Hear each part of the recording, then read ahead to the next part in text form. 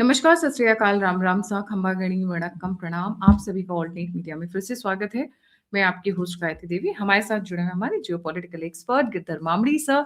और इस वक्त पाकिस्तान की धुलाई हो रही है। हमने सुबह एक शो किया था, बट उसमें भी अब बहुत बढ़त आ गई है। Sir, a very warm welcome on the show. Let's get started. जी सर। गायत्री जी, आपका आपका आपको और आपके दर्शकों सबको मेरा प्रणाम, नमस्कार। जय श्री राम, हर हर महादेव, जय श्री कृष्ण। और आज रामनवमी है। रामनवमी का बहुत बहुत शुभकामनाएं। देखिए, पाकिस्तान तो बिका हुआ एक दलाल है। जयशंकर जी ने बोला है पार्लियामेंट्री स्टैंडिंग कमेटी में, जो ऑल पार्टी मीटिंग हुआ था, उसमें जो डिस्क्रिप्शन दिया पाकिस्तान को वो बिल्कुल सही है। वो एक दलाल है, उनका तो कोई ऐसी हैसियत नहीं है, उनका कोई औकात ही नहीं है। वो अमेरिका का कठपुतली है। इंफॉर्मेशन ऐसा मिल रहा है कि जो शहबाज शरीफ ने ट्वीट किया था, ये मध्यस्थता करने की जो पहल की थी, तो वो ट्वीट जो है व्हाइट हाउस ने उनका पूरा ड्राफ्टिंग किया है और शहबाज शरीफ के हैंडल से वो इशू किया गया। और डोनाल्ड ट्रंप उसको रीट्वीट किया। मतलब डोनाल्ड ट्रंप इसको इस्तेमाल करने का कोशिश कर रहा है। पहले भी अमेरिका का काम ये किया था पाकिस्तान ने, जब सोवियत यूनियन और चाइना के साथ ये जो कॉन्टैक्ट्स एस्टेब्लिश करने के लिए पाकिस्तान ने 3-4 दहाई पहले इनका वही काम था। मगर उससे पाकिस्तान को क्या फायदा मिला? कुछ नहीं। तो अभी तो IMF बेलआउट के ऊपर बेलआउट से चल रहा है उसका। वो मीडिएशन अलग बात होती है और दलाली अलग बात होती है। ये दोनों बिल्कुल डिफरेंट है। पाकिस्तान अब जो कर रही है वो बस यहाँ की इंफॉर्मेशन वहां और उधर की इंफॉर्मेशन इधर पहुंचाने का काम कर रहा है, कुरियर की काम कर रहा है और कुछ नहीं है। मान लीजिए कि कल के दिन इस्लामाबाद में बैठक भी होगी, वो बस एक इवेंट मैनेजमेंट होगा और कुछ नहीं होगा। और ईरान तो खारिज कर दिया। ईरान ने अभी बोल दिया कि ये तो नाइंसाफी है और ये मतलब एब्सोल्युटली करेक्ट। तो ये कहा है कि ये हमें दे हैव बिट्रेड अस। देखिए, this is clear betrayal of Pakistan. Pakistan की झंडा लेकर बहुत से वहां से शिप्स निकले थे और ये लोग बाहर जाके उसको बेच रहे थे। वो डोनाल्ड ट्रंप भी बोला है, 10 शिप्स निकल के आ गया उधर पाकिस्तान फ्लैग से, मेरा गिफ्ट मिल गया करके वो बोला है। मतलब क्या है? मतलब पाकिस्तान अपने जो ईरान के साथ दोस्ती है उसका नाजायज फायदा उठा रहा है। अपना खुद का देश में अभी 300 के ऊपर चला गया 1 लीटर पेट्रोल, और इनके जो स्पीड पेट्रोल है वो 600 के ऊपर चला गया, 609 रुपीज हो गया। पूरा इकोनॉमी बंद पड़ा हुआ है, कॉलेज स्कूल्स बंद है, सरकार की 60% गाड़ियां रुक गई है। मगर तेल वहां से इतना मुश्किल से वहां से बाहर तेल निकलता है तो कहीं और किसी को बेचकर वो इनके फौजी अफसरान और इनके सियासतदानों उसको पैसे कमा रहे हैं।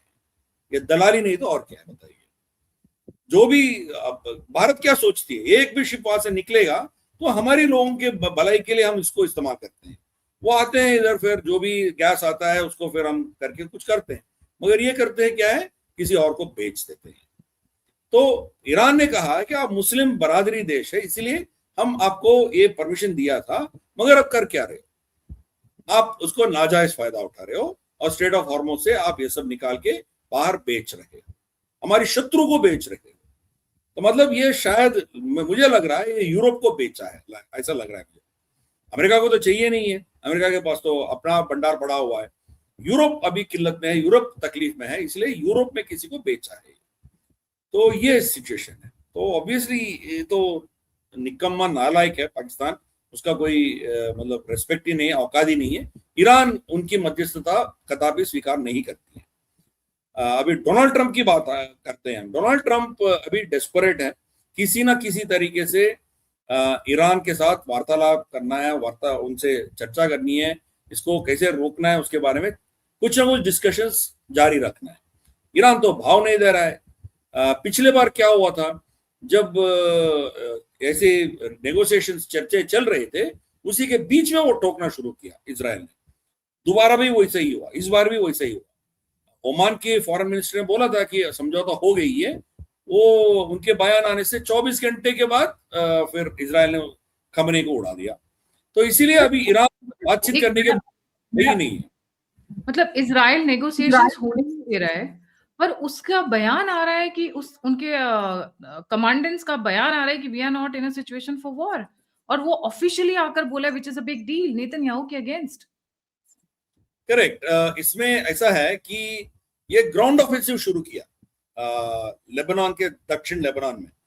लिडर रिवर जो है उसके दक्षिण का एरिया पूरा कब्जा करने का कोशिश कर रहा है इजराइल।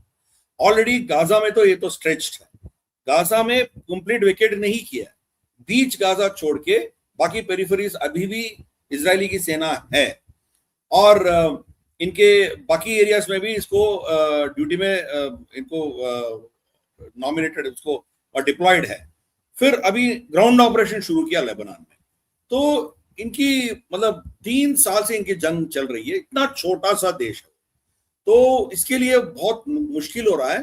तो इनके जो चीफ ऑफ आर्मी स्टाफ है उनका ये कहना है कि एरिल जमीर करके उनका ये कहना है कि वी आर सफरिंग, हमारी पास इतने तादाद पे इतने नंबर में सेना नहीं है। आप पार्लियामेंट में संशोधन लाओ कि यहाँ हर नागरिक जो है युद्ध में पार्टिसिपेट करने का, कंपल्सरीली पार्टिसिपेट करने का कुछ ना कुछ आप रूल लेके आओ। हाँ, यही जमीर इनका बयान है कि अभी ये हमारी बात नहीं है, जेरूसलम पोस्ट से आ रहा है, तो कोई अल जजीरा बोला ऐसा भी नहीं है, ये जूइश उनका खुद का इजराइल का पोस्ट है। तो उनको और सोल्जर्स चाहिए, क्योंकि उनको पूरा देश में सिक्योरिटी बचा के रखने के लिए उनके पास बहुत कम है, और वो भी जो भी है फॉरवर्ड पोजीशंस में जा रहे हैं। इसमें इजराइल में एक और प्रॉब्लम है कि अल्ट्रा राइट विंगर्स जो है, जो एक्सट्रीम जूइश सोच रखने वाले, वो युद्ध में जाते नहीं है। वहां लगभग 20-30 हजार या 40 हजार बच्चे हैं जो 18 साल से लेकर 30 साल तक उम्र की जितने भी है, जो भी उम्र है, वो लोग जो युद्ध कर सकते हैं, वो लोग आर्मी में भर्ती नहीं हो रहे हैं। इनके सुप्रीम कोर्ट ऑर्डर भी दे चुका है कि आपकी अल्ट्रा ऑर्थोडॉक्सी घर में रखो, देश की बात आती है तो कंपल्सरी इस उम्र के जितने भी जो भी लोग हैं, चाहे महिला हो पुरुष हो, ये आप आर्मी में भर्ती होना ही होना है, कंपल्सरी है, सुप्रीम कोर्ट का जजमेंट है। फिर भी ये लोग नहीं आ रहे, तो उनके उनके उनके कुछ नहीं कर पा रहा है बेंजामिन नेतन्याहू, क्योंकि बेंजामिन नेतन्याहू की पार्टी, इनके सरकार चलती है इन लोगों के सपोर्ट से, तो इसीलिए उनको भी कुछ नहीं कर पा रहा है। और बेंजामिन नेतन्याहू तो बहुत बहुत करप्ट है, उनके ऊपर बहुत से मुकदमे चल रहे हैं। तो इस सिचुएशन में ये जंग चलता ही रहेगा, अनएंडिंग वॉर्स। तो जब इतने जंग चल रहे हैं, इतना उनके ऊपर दबाव है, तो ऑब्वियसली उनके पास कमी तो महसूस होगा ना। और गाजा में बहुत लोग मरे, इनके हजारों में मरे, इनके सेना, इजराइल की सेना, बहुत लोग मरे थे उधर। गाजा 3 साल से लड़ रहे हैं ना, तो ऑब्वियसली इनका भी बहुत नुकसान हुआ है। तो इसके चलते हुए इजराइल में भी बहुत इश्यूज हैं। ये लोग क्या कर रहे हैं, ईरान के ऊपर बम्बार्डमेंट कर रहे हैं, वो जहाज में जाते हैं, F-35 में जाके बॉम्ब बरसा के गिरा के आते हैं। बस इसका लिमिटेशन होगा। ईरान ने उस लिमिटेशन क्या है, कहां तक ये कर सकते हैं, वो उसका ऑलरेडी एक नमूना दिखा दिया। क्योंकि इजराइल की प्रधानमंत्री से भी ज्यादा सिक्योरिटी जो है वो डिमोना न्यूक्लियर प्लांट का होगा, क्योंकि प्रधानमंत्री आते हैं जाते हैं। अभी ये इतने इत्जाक रबीन था, फिर बहुत से लोग प्रधानमंत्री रह चुके हैं ऑलरेडी, है ना। तो फिर गोल्डा मेयर थी, बहुत से लोग थे। तो ये बेंजामिन नेतन्याहू जाने के बाद कोई और प्रधानमंत्री भी आएगा ना, नफ्ताली बेनेट था बीच में, मगर ये न्यूक्लियर एस्टैब्लिशमेंट परमानेंट है। इजराइल का जो न्यूक्लियर एनर्जी होगा, न्यूक्लियर वेपन्स होंगे, वो परमानेंट है। तो इसीलिए उसको बचा के रखना है, उसके ऊपर कुछ नहीं होना है। तो इसके चलते उधर इतना तगड़ा सिक्योरिटी होता है, उतना तगड़ा सिक्योरिटी के बावजूद वहां ईरानियन मिसाइल्स गिरा है। लगभग 200 लोग बहुत गंभीर रूप से घायल हुए हैं। पता नहीं कितने कितने लोग उसमें मरे हैं, अब तक तो खुलासा नहीं हुआ है। तो कहीं ना कहीं इजराइल की डिफेंसेस फेल हो रहे हैं। तो ये जंग और चलेगा, 1 महीना, 2 महीना, 3 महीना और चलेगा, तो इजराइल की बस की बात नहीं है, वो जंग नहीं लड़ सकती है, उसके पास उतना शक्ति नहीं है। अमेरिका के ऊपर डिपेंडेंट होना है। अमेरिका के ऊपर ऑलरेडी दबाव आ रहा है, बहुत बहुत दबाव आ रहा है उनके ऊपर। तो इस दबाव के चलते हुए डोनाल्ड ट्रंप अभी सीरियसली सोच रहा है इसको, जंग को कैसे रोकना है।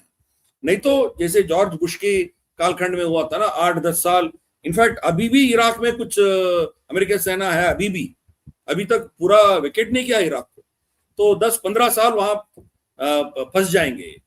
और इराक को ये लोग जीतने के लिए लगभग 1.5 लाख सेना को भेजा था।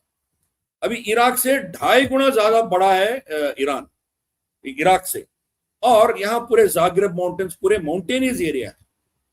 इस माउंटेनियस एरियाज को वो कैप्चर करने के लिए लगभग 5 लाख सेना भेजना है इनको, अमेरिका को। इजराइल तो देगा नहीं, इनके पास ऑलरेडी कमी है। तो इसलिए 10 दिन का गैप, इसीलिए 10 दिन का कवर, इसीलिए 10 दिन का गैप। हाँ, नहीं 10 दिन बहुत सी चीजों में। एक, वो डेस्परेटली उनसे बात करने का कोशिश कर रहा है, वो पाकिस्तान की मदद पूछ रहा है। फिर मोदी जी को फोन किया, मोदी जी ईरान से बात करके कुछ ना कुछ फिटिंग कर सकता है क्या, वो चेक करने के लिए कोशिश किया, बहुत कोशिश कर रहा है।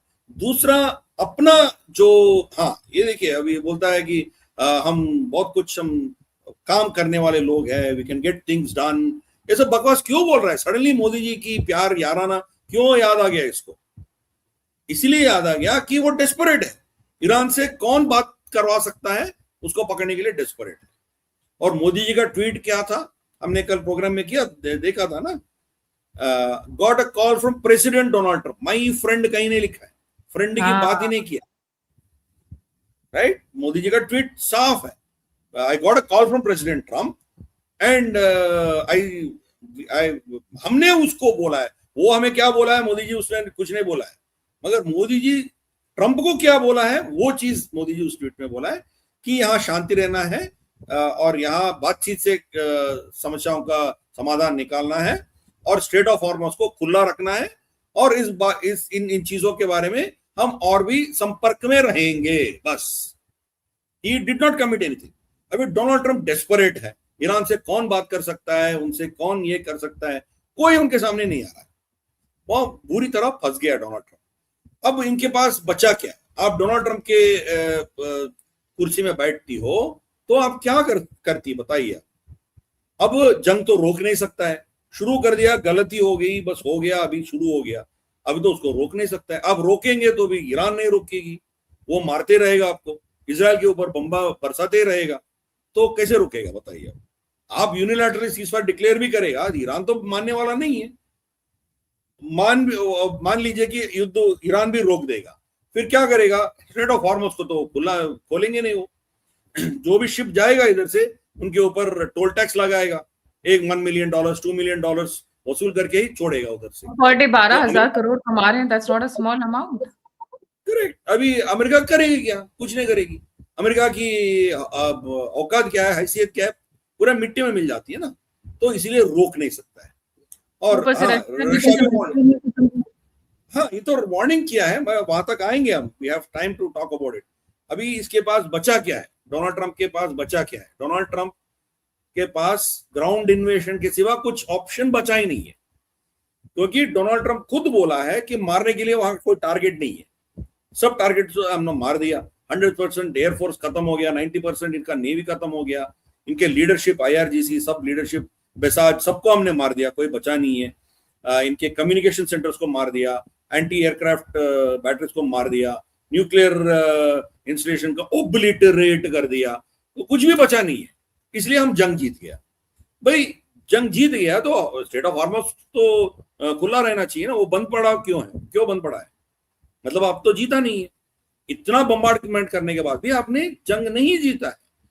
वियतनाम में भी यही हुआ था। वियतनाम में इतने बड़े पैमाने पे लोग बम्बार्डमेंट किया, केमिकल वेपन्स किया, नापाम बॉम्ब्स किया, मतलब कारपेट बॉम्ब करते गए। इनके पास इतने हथियार है, मगर फिर भी नतीजा क्या निकला? इनको वहां से भागना पड़ा। तो जलील होके इतने शर्मनाक हार इनको मिला वियतनाम में।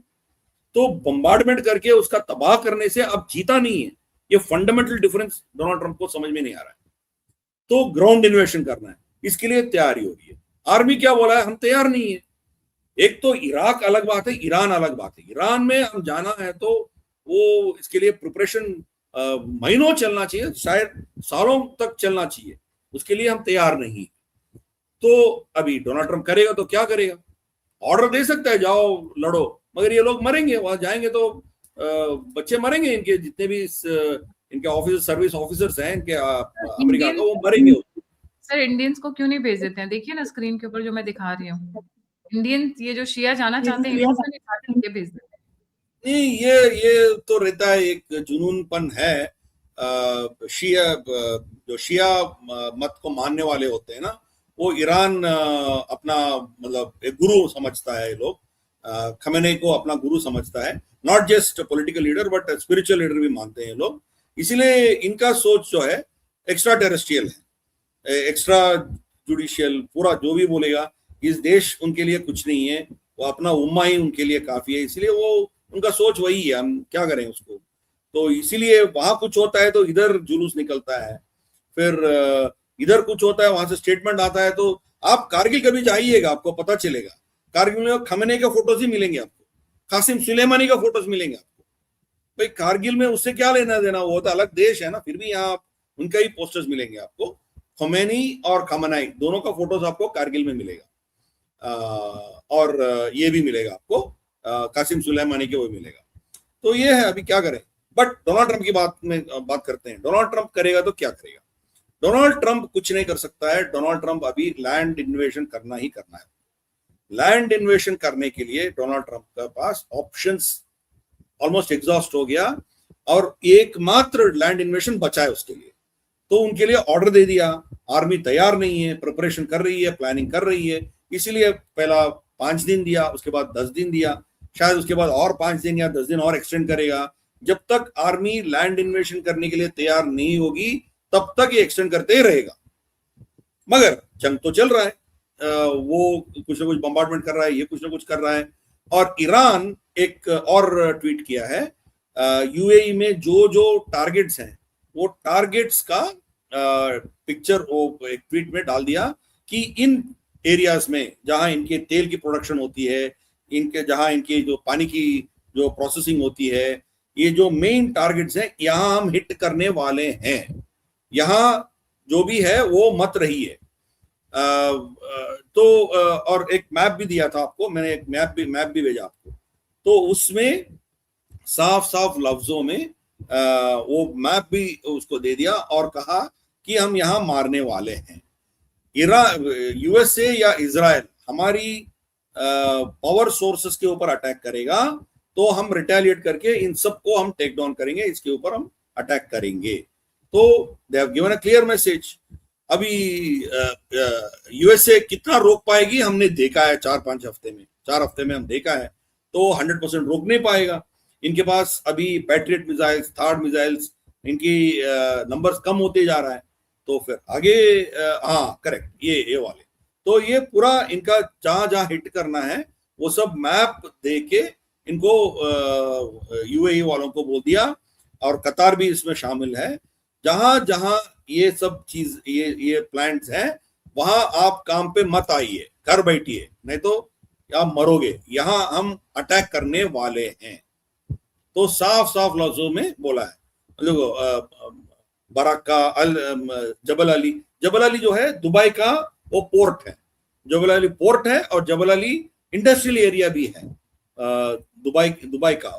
तो वहां अटैक करेगा, उनके पावर स्टेशन अटैक करेंगे, अल तवीला, तो बरक्का, ये सब टारगेट है उनके लिए। तो ऑलरेडी बोल चुका है ईरान के ऊपर हमला करेगा या ईरान के ऊपर लैंड इन्वेजन करेगा तो ऑटोमेटिकली ये सब इन सब जगहों पे बम्बार्डमेंट शुरू करेगा ईरान। आप 100 मिसाइल्स रोक पाओगे, मगर उसके बाद क्या होगा? उसके बाद आप उसको रोक नहीं सकते हो, तो आप obviously will have a problem. मैं आपको विंडो शेयर करता हूं, we will discuss about this. ये देखिए, this is the Persian Gulf. Persian Gulf में आप देखिए इधर ये कर्क आइलैंड है, कर्क आइलैंड ये है, ये छोटी वाली दिख रहा है ना आपको, दिस इज कर्क आइलैंड। तो ये 15 किलोमीटर है ईरान बॉर्डर से। अमेरिका इसको कब्जा करना हो तो कैसे आएगा? कुवैत से आना पड़ेगा, कुवैत सिटी इधर है, देखिए यहाँ की डिस्टेंस देखिए, यहाँ की डिस्टेंस देखिए, या तो सऊदी अरेबिया से आना पड़ेगा उनको, या ये छोटी सी जगह जो इराक है, इराक से आना पड़ेगा। कितना दूर है इधर, 100-150 किलोमीटर दूर से आना पड़ेगा उनको, मगर ये तो 15 किलोमीटर है। वो आएगा तो यहाँ चुन चुन के उसको मार सकते हैं। अभी इसका भी टोपोग्राफी देखिए, यहाँ पूरा माइंस बिछा के रख दिया, ये आइलैंड है, यहाँ पूरा माइंस बिछा के रख दिया। यहाँ लैंड करेगा तो कैसे आएगा वो, ये टैंक्स को उड़ा देंगे, बहुत कुछ हो सकता है। और यहाँ से 15 किलोमीटर दूरी में है, तो यहाँ पूरे सुरंग बिछा हुआ है, all there are tunnels all over here. तो इसको कैसे कब्जा करेगा अमेरिका, बोलना बहुत आसान है, कैसे जाएंगे? यहां से आएंगे तो ऑब्वियसली यहाँ से बम्बार्डमेंट होगी ना उनके ऊपर, कितने लोग मरेंगे क्या पता है आपको। और ये भी एक धमकी दे रहा है कि ये स्ट्रेट ऑफ हॉर्मुज को हम कैप्चर करेंगे। भाई कैसे कैप्चर करोगे, या इतने आइलैंड्स हैं, ये कासिम आइलैंड तो बहुत बड़ा है, फिर हॉर्मुज आइलैंड है, फिर आपका यहाँ लराक आइलैंड है, फिर शाहिब देराज है, फिर एक 2 आइलैंड इधर है, देखिए ग्रेटर तुम और लोअर तुम, ये स्मॉलर तुम है और वो ग्रेटर तुम है, लेसर तुम और ग्रेटर तुम, ये दोनों आइलैंड्स हैं। इनको कैप्चर करना है, कैसे कैप्चर करेगा? कैप्चर करेगा तो भी यहाँ पहाड़ों से वो बम्बार्डमेंट करेगा। देखिए proper trap, they will not be able to get out from here, they can not get out. यहाँ से बम्बार्डमेंट शुरू होगा, बंदर अब्बास यहाँ है, या पूरे पहाड़ी इलाका देखिए, दिख रहा है ना आपको, पूरा पहाड़ी इलाका है, ये पूरे सुरंग बिछा हुआ है। आप इसको कासिम आइलैंड को कब्जा भी करोगे, यहाँ से बम्बार्डमेंट आएगा आपके ऊपर, हॉर्मुज के ऊपर बम्बार्डमेंट आएगा, कैसे आप झेल पाओगे? और यहाँ पूरे सुरंग है इधर, यहाँ से स्ट्रेट ऑफ हॉर्मुज देखिए कितना नैरो एरिया है। यहाँ पूरे मिट्टी होगा, बड़े बड़े शिप्स यहाँ नहीं जा सकता है, इधर भी बड़े शिप्स नहीं जा सकते, इसके बीच में से जाना पड़ेगा, यहीं से जाना पड़ेगा, मतलब लगभग 3-4 किलोमीटर की फासले से ही जाना पड़ेगा। ये 3-4 किलोमीटर आसानी से वो सी माइंस, नीचे माइन लगा सकता है। जब फ्लोर में माइन लगा दिया तो फिर कैसे करेगा? अमेरिका इसको कब्जा भी करेगी तो भी कुछ नहीं कर पाएगा, तो भी इसको रोक नहीं पाएगा। तो ये सिचुएशन है, ये चोक पॉइंट है। अमेरिका कुछ भी करे ये तो बोलना ना की बराबर है। एक ही ऑप्शन है कि इनके IRGC कमांडर्स हो, इनके सरकार में हो, किसी को घूस खिला के अपनी तरफ कर लेगा तो वो अलग बात है, मगर वो इसके चलते हुए ऑलरेडी 31 डिविजन्स टेरिटरीज बना दिया इसको। एक सरेंडर होगा तो दूसरा सरेंडर नहीं होगा, वो युद्ध करते रहेगा, तो कितनों को आप वश करोगे? और इसका देखिए, इवन तेहरान का देखिए, अब देखिए नतान्ज इधर है, ओके, ये रहा तेहरान इधर है, ये पूरा पहाड़ी इलाका है, पूरा पहाड़ी इलाका। आप हाँ, they have only access through the airways. Ground invasion के लिए सुसाइडल हो जाएगा सर यहाँ पे। नहीं, बट एयर इन्वेजन भी आप पैराड्रॉप तो हो सकते हो, वहां से निकलोगे कैसे? निकालेंगे कौन? एक बार अंदर आ गए तो आपको नोच को मार देंगे ना। तभी मैंने कहा कि सुसाइडल है। हाँ बिल्कुल सुसाइडल है, तो कैसे वो जा सकता है? फिर अब देखिए इधर, अब देखिए शिराज इधर है, शिराज इधर है और क्वाम इधर है, ठीक है ना। नतान्ज इधर है, Natanz is another nuclear plant.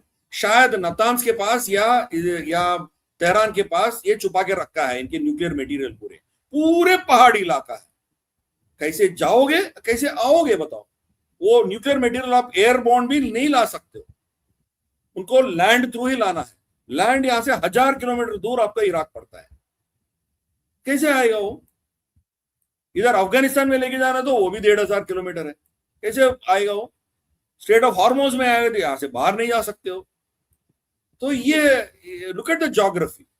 तो इसीलिए मैं कह रहा हूं कि ये लिटरली इम्पॉसिबल है। इसका मतलब अगर लैंड इन्वेशन कर रहा है तो एब्सोल्यूट सुसाइड मिशन है, वो तो खुदकुशी वाली बात हो जाएगी।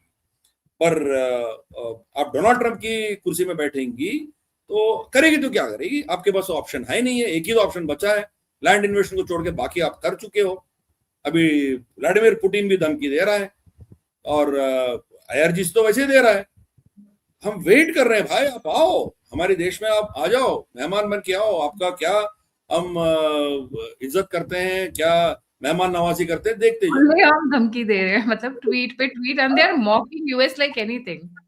करेक्ट। तो आई मीन दिस इज, अब अभी अभी you put yourself in Donald Trump shoe, क्या करेगा बताओ बेचारा, गलती से फंस गया, अभी उसको दोष ठहराने से कोई फर्क नहीं पड़ेगा, अभी फंस गया, निकलेगा कैसे बताओ। The only option is he has to use nuclear weapons, है ना, तेहरान के ऊपर या नातान्स के ऊपर या कहीं ना कहीं न्यूक्लियर वेपन्स इस्तेमाल करके उसको बम्बार्डमेंट करके फिर उसको बिल्कुल तबाह करके उसको सरेंडर करवाना है। एक ही ऑप्शन बचा है इनके, इजराइल का और अमेरिका का। तो न्यूक्लियर अटैक करेगा, क्या आप गारंटी दे सकते हो कि बाकी 30 प्रोविंसेस में से वो जंग रोक देंगे? वो भी लड़ते रहेंगे। have a leader, they are fighting without a leader. That means the war has spread. बस खत्म। आप वहां मार दिया तो भी गारंटी नहीं है कि ये जंग रुकेगी। तो दे हैव अभी इतना बुरी तरह अमेरिका फंस गया, वहां से निकलेगा कैसा बताइए। लुक एट द ज्योग्राफी, मैंने आपको दिखाया, लैंड इन्वेशन तो हो ही नहीं सकता है, अब वहां से न्यूक्लियर मटेरियल निकाल नहीं सकते हो, स्ट्रेट ऑफ हॉर्मस को खोल नहीं सकते हो, तो फिर मतलब व्हाट इज एग्जिट पॉइंट। जैसे मैंने कहा, एक मुज्तबा को या किसी को घूस खिला के उससे उसको खरीद के, जैसे डेल्सी रॉड्रिगोस के साथ किया ना वेनेजुएला में, ऐसे करके आप उसको कैप्चर कर। डोनाल्ड ट्रम्प का वही प्लान था, मगर कोई मिल नहीं रहा उधर, बिकने के लिए कोई मिल नहीं रहा उधर ईरान में, तो करेगा तो क्या करेगा बताइए। इसीलिए ये तो बहुत ही खतरनाक होने वाला है। अभी जो 10 दिन का मोहलत दिया है, स्टॉक मार्केट थोड़ा स्टेबलाइज हो गया, 10 दिन के बाद क्या है, बंद करना चाहते हो तो बंद नहीं कर सकते हो, तो क्या करेगा, फिर आपको फिर दोबारा मारना पड़ेगा, फिर दोबारा मार्केट्स खराब हो जाएंगे। तो याद आया कि they have given permission to India to even import other stuffs also. अब तो खैर रशिया और इंडिया के बीच में एलएनजी ट्रेड भी रिज्यूम हो रहा है। जी देखिए, दिस इज इजी टू से, but look at the distance, कितने डिस्टेंस से लाना पड़ेगा। कतार से तो बगल में है, रशिया से लाना हो तो देखो पूरा बाल्टिक सी से लेके आप इंग्लिश चैनल से होते हुए आइबेरियन पेनिनसुला, फिर आप मेडिटेरेनियन सी, फिर सुएज कैनाल, रेड सी, इतना घूम के आना पड़ेगा। तो लगभग 30 दिन लगेगा आपको वहां से एलएनजी निकल के इधर आने में। हाँ, ऑल्टरनेट नहीं है तो हम लेंगे, बट करें तो क्या करें। So that is why geography is important. Geography हम जो खोया है थैंक्स टू चाचा नेहरू, वो हमारे लिए अभी मैं इसको दोबारा हम इसको देखेंगे, मैप को ही देखेंगे। अब देखिए, now you will understand what is importance of your Gilgit Baltistan. यहां से सीधा आपका ताजिकिस्तान, किर्गिस्तान, कजाकिस्तान, यहाँ से पूरा उज्बेकिस्तान, यहाँ से आपको थोड़ा सा मिनिमाइज एक्सपैंड करें। हाँ, दिस इज इंडिया, राइट। हाँ, ये हमारा, तो हाँ, ये this is the Gilgit Baltistan, this area is Gilgit Baltistan, and this is the वखान corridor, Afghanistan का वखान कॉरिडोर है ये छोटा सा एक टुकड़ा ताजिकिस्तान और भारत का, ये दोनों के बीच में है। That's it, very small area, ठीक है ना। This is Gilgit Baltistan. ये मुजफ्फराबाद है जो POJK में है, श्रीनगर हमारी अभी हमारी कंट्रोल में है, स्कर्दू फिर दोबारा पाकिस्तान के कंट्रोल में है। ये पूरे इलाके आप जो देख रहे हो, दिस एंटायर एरिया POJK, ये गिलगिट बाल्टिस्तान है, POJK। ये हमारे पास होती तो आसानी से आपको पूरा गैस पाइपलाइन यहां से आप डाल सकते थे, ताजिकिस्तान, उज्बेकिस्तान से। आप, मैं इसको जूम आउट करता हूं, देखिए यहाँ ताजिकिस्तान है, फिर यहाँ किर्गिस्तान है, आगे कजाकिस्तान है, यहाँ से उज्बेकिस्तान है, तुर्कमेनिस्तान। ये तो भंडार है पूरा, इधर आपका गैस का भंडार है, आसानी से आपको सीधा यहाँ पहुंच सकती है दिल्ली। एक प्रोजेक्ट था कि टापी, तुर्कमेनिस्तान, अफगानिस्तान, पाकिस्तान, इंडिया, तो यहां से अब गैस पाइपलाइन का प्रोग्राम था, ये तो यहां रोक दिया पाकिस्तान। ये तो वो तो खुद तो मरेगा, मगर हमारी भलाई हो रहा है तो वो सह नहीं सकता है, इसको रोक दिया। एक और था कि IPI, Iran Pakistan India pipeline, Iran तो यहां तक वो पाइपलाइन डाल दिया बॉर्डर तक, पाकिस्तान रोक दिया उसको, तो यहां से भागे भारत तक आ नहीं सकता है। तो हम इन जगहों को जाने के लिए चाबहार को इस्तेमाल करना पड़ेगा। चाबहार इधर है, ये रहा चाबहार, ये रहा चाबहार, ये है तो अभी हमारी एडमिनिस्ट्रेटिव कंट्रोल में है, मगर यहां से जरांज तक जाने के लिए, जरांज इधर है, जरांज ये है अफगानिस्तान की जरांज, ये हाईवे जो है आखिरी 20 किलोमीटर की सड़क बनाने के लिए परमिशन नहीं दिया ईरान हमें, वो भी गेम खेल रहा है हमसे। तो फिर करे तो हम क्या करें बताइए। तो दिस इज द प्रॉब्लम। तो रशिया से आना हो, अब देखिए कहां से आना है इसको, इधर से ये बाल्टिक सी, ये पूरे इंग्लिश चैनल, यहाँ आइबेरियन पेनिनसुला, फिर मेडिटेरेनियन सी, इसको थोड़ा नॉर्थ करता हूँ, मेडिटेरेनियन सी, फिर यहाँ से इधर सुएज कैनाल, फिर Red Sea, Gulf of Aden, यहाँ से इधर आना पड़ेगा, इतना दूर आना पड़ेगा। If you had Gilgit Baltistan with you, बस 20 किलोमीटर के वकान कॉरिडोर पार कर दिया, बस आप पहुंच गए उधर। So this is the gift of चाचा नेहरू, चिच्चा नेहरू, हाँ, चमचा Nehru. So that is the problem. So geography is all the thing, and geography को डिफीट नहीं कर सकते हो आप। अमेरिका यहाँ का है नहीं है, वो कोई 15-20 हजार किलोमीटर से आके इधर लड़ रहा है, आज है कल जाएगा, उसके बाद हम सब मिलके रहना है इधर, गल्फ, हम सेंट्रल एशिया, हम मिलके रहना है। यहाँ हमारी बीच में ये दरार पैदा करके, दुश्मनी पैदा करके अपना फायदा उठा रहा है अमेरिका। तो इसीलिए सबको सोचना चाहिए, और मतलब यहाँ इन एरियाज में जो भंडार है, जो एनर्जी नीड्स हैं, वो सबकी भलाई के लिए इस्तेमाल होना है, नहीं तो अमेरिका इसको तबाह करके पूरे दुनिया को अमेरिका के ऊपर डिपेंडेंट करने के लिए वो कोशिश कर रहा है। तो we need to resist that, but करे तो क्या करे। अब ईरान के शूज में रहेंगे तो अब क्या करोगे। ईरान ये गलती कर रहा है, वो इजराइल के खिलाफ इतना एक जुनूनी जो शहादत की जो बकवास की सोच है, उसको चलते हुए यहूदियों को खत्म करना है, ये बकवास इसको छोड़ना चाहिए।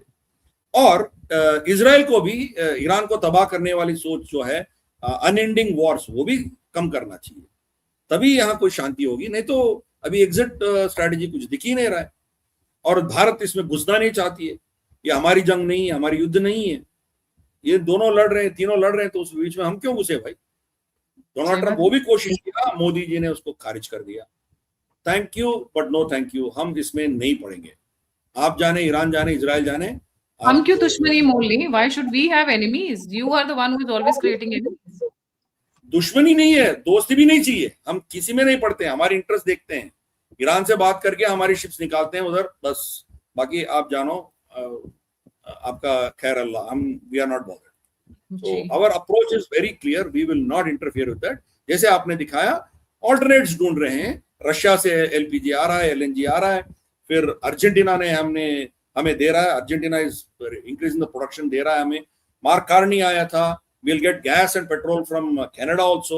वैसे तो अमेरिका से हम खरीद ही रहे हैं, we have many alternatives, मगर लगेगा, समय लगेगा, 2 महीने के अंदर अंदर स्टेबलाइज हो जाएगा। भाई जून we will stabilize, बट मैं दोबारा ये कहता हूँ, हमें लॉन्ग टर्म इन लोगों की ब्लैकमेलिंग, इनकी जो हमारी सॉवरेन रिस्क है, इसको हम कम करना है, डी रिस्क करना पड़ेगा। कतार इतना छोटा देश है, वो नूपुर शर्मा के बारे में हमें धमकी देता है, उसकी औकात क्या है, और हमारी 6 सेलर्स को पकड़ के जेल में डालती है, मगर हम कुछ नहीं बोल सकता है, क्योंकि 50% हमारी जो सिलेंडर की गैस है वहीं से आता है। कुछ बोल नहीं पा रहे, हम कुछ बोलेंगे तो फिर ये बंद हो जाएगा, तो हमारी घर में कितने दिक्कत होंगे, आप समझ गया ना। इसीलिए ऑल्टरनेटिव अभी ढूंढना पड़ेगा। आने वाले 5-6 साल के अंदर अंदर ये गल्फ के ऊपर डिपेंडेंसी, इसको कम करके ऑल्टरनेट्स हमें ढूंढना पड़ेगा। इलेक्ट्रिक ऑप्शंस होंगे, सोलर होंगे, न्यूक्लियर होंगे, पता नहीं क्या क्या होना है, वो सब उसके ऊपर बहुत ध्यान देना पड़ेगा हमें। We have to look at alternatives. आने वाले 10 दिन में हमारी टारगेट, 10 साल में हमारी टारगेट होनी चाहिए, we should not be dependent on anybody to blackmail us. हमारी अपनी ऑप्शंस होनी चाहिए। सो बट सैड, अभी तो कुछ सोल्यूशन मुझे तो नहीं दिख रहा है, but let's see Donald Trump 5 दिन के बाद, 10 दिन के बाद क्या करेगा। जो भी करेगा, it is not good for anybody, right जी। we'll watch, we'll keep a watch। जी, thank you so much sir for joining. जाने से पहले सभी व्यूअर्स से रिक्वेस्ट है, please don't forget to like, subscribe and share the alternate media. अगर आप मुझे हेल्प करना चाहते हैं, मदद करना चाहते हैं, तो दिए हुए नंबर और यूपीआई पे आप मुझे कंट्रीब्यूट कर सकते हैं। आप मुझसे जुड़ना चाहते हैं, इन्फॉर्मेशन शेयर करना चाहते हैं, तो सभी लिंक्स डिस्क्रिप्शन बॉक्स में। इसी के साथ जय हिंद, जय श्री राम, हर हर महादेव।